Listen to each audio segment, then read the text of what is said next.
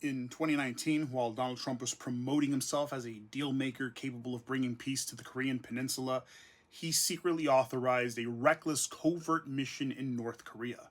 The plan was for SEAL Team 6's Red Squadron, the same unit that killed Osama bin Laden, to plant a listening device capable of intercepting Kim Jong-un's communications. The risks were extraordinary. American boots on North Korean soil without air support or real-time intelligence.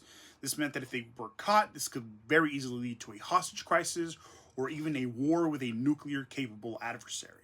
For that reason, this operation and other operations of this risk require presidential approval, and Trump gave it.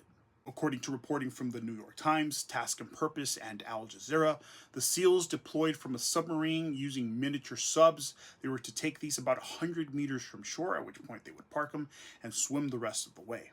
As they approached their spot, a boat carrying several men in wetsuits approached the miniature sub's location, at which point the senior enlisted SEAL opened fire and the rest of the men followed suit. Every man aboard of that boat was killed. These were not North Korean soldiers. They were local fishermen diving for shellfish, and the SEALs sank the bodies to conceal the killings, puncturing the lungs so they would not resurface. The mission was then aborted. Trump now claims that he never knew about the operation, but here lies the contradiction, and that's that such missions could not have proceeded without his authorization. Either he's lying about his own role, or his military carried out a lethal operation on foreign soil without informing him, the commander-in-chief. This leads to two conclusions. Either he is dishonest, or he is so weak that others had to run covert missions in his name without ever informing him. Meanwhile, Congress was kept completely in the dark. The War Powers Resolution of 1973 requires that the president notify Congress within 48 hours whenever U.S. forces are introduced into hostilities or foreign territory while equipped for combat. No notification ever came. Civilians were killed. International law was violated, and U.S. officials buried the story until the Biden administration ordered an investigation and belatedly briefed congressional leaders.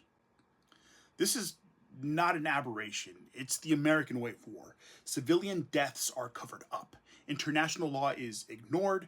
Presidents lie or plead ignorance. Congress is bypassed. And when the truth comes out years later, nothing happens. No accountability, no justice, no remorse. And now, during his second term, Trump is going so far as to demand a Nobel Peace Prize. The irony is grotesque. A man who presided over an illegal operation that murdered civilians in North Korea now claims to be a champion of peace? The lesson is clear.